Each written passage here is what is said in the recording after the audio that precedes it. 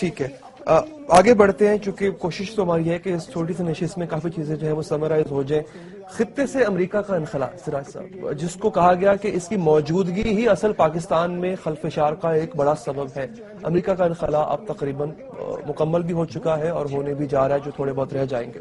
اس سے کچھ آپ سمجھتے ہیں بہتری آئے گی؟ بڑی بہتری آئے گی۔ خود امریکیوں نے کہا ہے کہ ہمارے ساتھ دوستی بھی خطرناک ہے، ہمارے ساتھ دشمنی بھی خطرناک ہے، اس لیے ان سے فاصلہ رکھنا چاہیے، ان کی غلامی اختیار نہیں کرنا چاہیے، ان کے ڈکٹیشن قبول نہیں کرنے چاہیے۔ اسی امریکہ نے تو 1965 میں آپ کو آرڈر دیا تھا نا کہ ہمارا جو دیا ہوا اسلحہ ہے وہ ہندوستان کے خلاف استعمال نہ کرے۔ اسی امریکہ نے تو 71 میں آپ کو یہی باور کرایا کہ بحری بیڑا آ رہا ہے، آپ کسی اور سے امداد نہ لے، آپ کا بیڑا غرق ہو گیا اور ان کا بیڑا نہیں آیا۔ اسی امریکہ نے جب ایٹمی دھماکہ ہندوستان نے بھی کیا، اسے کچھ نہیں کہا، ہم نے بھی کیا تو ہمارے اوپر پابندی لگائی۔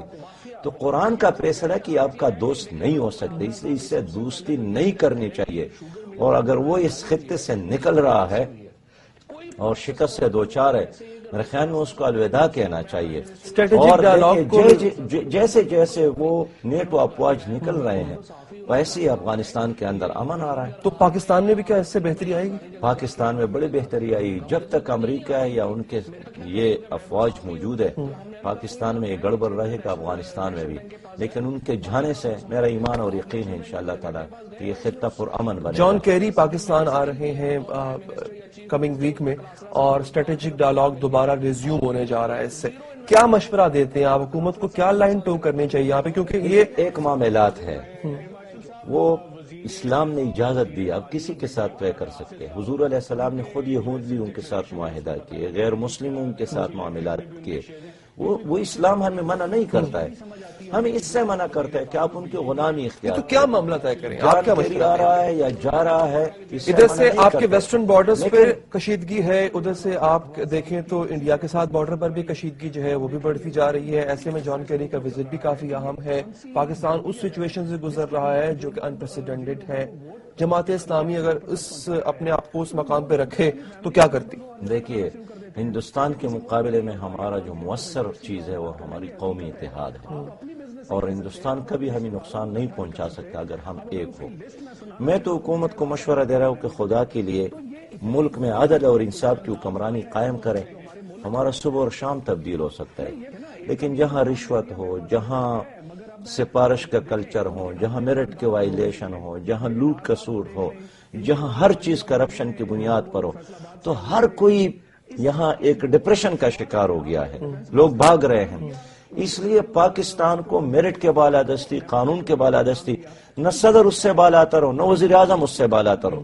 آپ کسی چوک پہ کھڑے ہو، تماشا کرے کہ جب بڑی گاڑی آ رہا ہو اور اس پر جھنڈا ہو تو ٹریفک پولیس اس کو سلام کرتے ہے، وہ سرخ بتی کا احترام نہیں کرتا ہے۔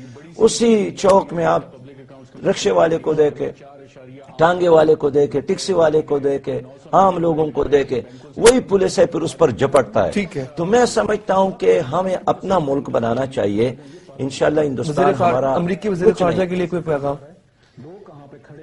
اس کے لیے ہمارا یہی پیغام ہے کہ وہ اپنے ملک کا فکر کریں اور ہمیں اپنے حال پر چھوڑیں، ہم اپنا ملک سنبھال سکتے ہیں، اور ہمیں مشورہ نہ دیں۔ اللہ تعالیٰ نے ہماری کھوپڑی میں دماغ رکھا ہے۔ کیری لوگر بل کے تحت ایڈ دے دیں، مشورہ بے شک نہ دیں، کیری لوگر بل کے تحت ایڈ دے دیں۔ دیکھیے، باہر سے جتنا بھی امداد آتا ہے یہ سارے یہی لوگ چوری کر کے اپنے لیے استعمال، یہ عوام کو اس کا فائدہ نہیں ہوتا ہے۔ ورنہ جتنا قرضہ باہر سے ہم نے لیا ہے، آپ بھی قرض دار ہے، میں بھی قرض دار۔ آج اگر لاہور میں 1000 بچے پیدا ہو گئے، وہ سارے ان حکمرانوں کے بدعمالیوں کی وجہ سے ماضی کے وہ مقروض آ رہے ہیں۔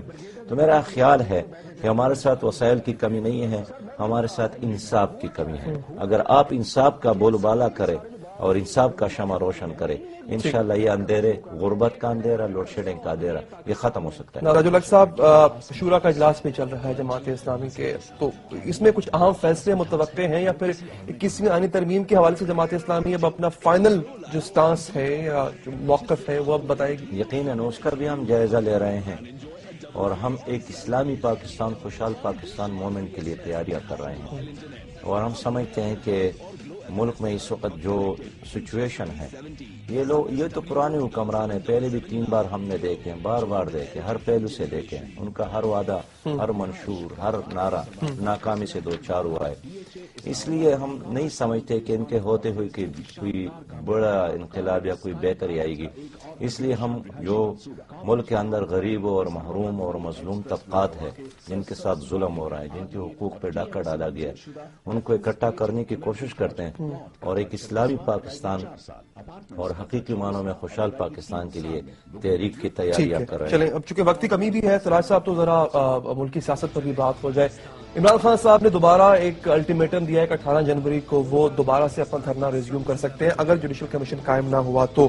کیا مشورہ دیں گے آپ خان صاحب کو؟ میرے حکومت کو مشورہ ہے کہ جوڈیشل کمیشن قائم کریں، اس میں کیا بڑی بات ہے، اور جو خود انہوں نے وزیر اعظم نے خط لکھا ہے، یعنی اب کی بار حکومت غلط پر ہے اور خان صاحب اس کو میچیور کر لے۔ ان کا یہ مطالبہ ہے، یہ تو ہماری تجویز تھی کہ کمیشن قائم ہو، آپ آپس میں نہ لڑے، ایک دوسرے کے گریبان کو نہ پکڑے اور چوک اور چوراہوں میں فیصلے کے بجائے عدالت میں آ جائے۔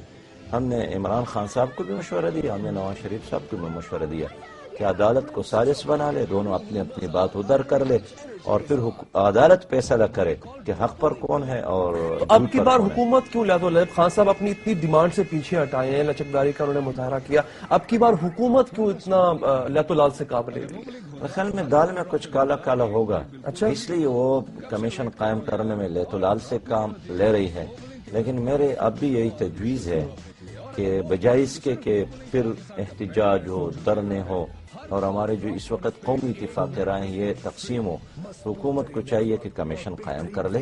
اور یعنی خان صاحب کی آپ ان کے اس دلیل سے اتفاق کرتے ہیں کہ دال میں کچھ کالا ضرور ہے؟ دیکھیں، خان کا مطالبہ، عمران خان کا یہی مطالبہ تھا کہ وزیر اعظم استعفیٰ دے رہے۔ ہم نے ان کو اس پہ کنونس کرنے کی کوشش کی کہ استعفیٰ کے بجائے آپ عدالتی فیصلے کا انتظار کریں۔ اگر جوڈیشری کمیشن نے ڈیسائیڈ کر لیا کہ ہاں ان کی حکومت دانلی بیس ہے تو پھر ان کی حکومت کا کوئی اخلاقی جواز نہیں رہے گا، تو وہ تو ان کے لیے تیار ہو گئے، اب یہ ان کے لیے تیار نہیں ہے۔ تو خان صاحب کو کیا اب دوبارہ دھرنا دینا چاہیے؟ نہیں، میں سمجھتا ہوں کہ مذاکرات کرنی چاہیے اور آخری حد تک مذاکرات سے ہمیں مایوس نہیں ہونا چاہیے۔ وہ تو کہتے ہیں کہ یہ دھرنے کا ہی پریشر تھا جس کی وجہ سے گورنمنٹ جو ہے وہ ٹیبل ٹاک پہ آئی، اور اب چونکہ دھرنا ختم ہو گیا ہے تو گورنمنٹ ریلیکس ہو گئی۔ تمام سیاسی جماعتوں کا مطالبہ ہے کہ مذاکرات ہوں، یہ صرف میرا نہیں ہے، اور میں اب بھی سمجھتا ہوں کہ سنجیدہ چیزیں، بڑے معاملات چوک اور چوراہوں میں طے نہیں ہوتے، اس سے نقصان ہوتا ہے، اس لیے دونوں کو مذاکرات کے میز پر آنا پڑے گا۔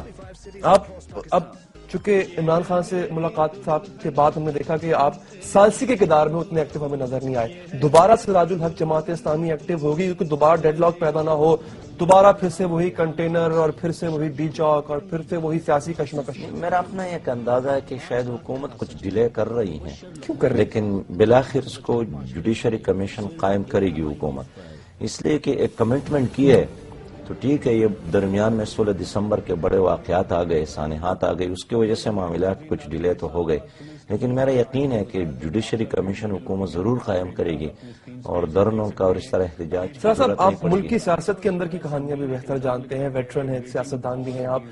جب دھرنا ختم ہو رہا تھا، جب خان صاحب ایک سٹیپ پیچھے ہٹ رہے تھے، تب کچھ یقین دہانیاں، کوئی گارنٹر بنا تھا بیچ میں، کسی نے یقین دہانی کرائی تھی کہ جناب جس طرح طے ہوا تھا ویسے ہی ہوگا؟ میں اس پہ یقین نہیں رکھتا ہوں۔ سیاسی حکومتوں کو یا سیاسی جماعتوں کو فوج کی طرف نہیں دیکھنا چاہیے، اسٹیبلشمنٹ پر ذمہ داری نہیں ڈالنی چاہیے، اپنے معاملات خود طے کرنا چاہیے، اور یہ سیاستدان اور سیاست کی ناکامی ہے جب وہ اپنے معاملات میں اسٹیبلشمنٹ کو انوالو کرتی ہے۔ خان صاحب کی شادی ہو گئی اور ایک نئے سفر کا انہوں نے آغاز بھی کر دیا، بات اس لیے کر رہا ہوں کیونکہ آپ کے اتحادی ہیں وہ صوبے میں، کیا کہنا چاہیں گے؟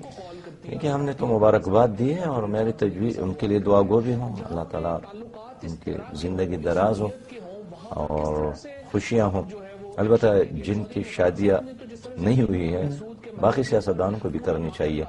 شیخ رشید صاحب کی طرف اشارہ ہے؟ بہت سارے ایک لسٹ موجود ہے اور بہت سارے لوگ موجود ہے، سب کو کرنا چاہیے اور فیسیلیٹیٹ کرنا چاہیے۔ اگر کوئی اچھا کام لوگ کرتے ہیں میرے خیال میں اس پہ شاباش دینا چاہیے۔ سراج الحق صاحب، بہت بہت شکریہ، آپ نے ہمارے لیے وقت نکالا۔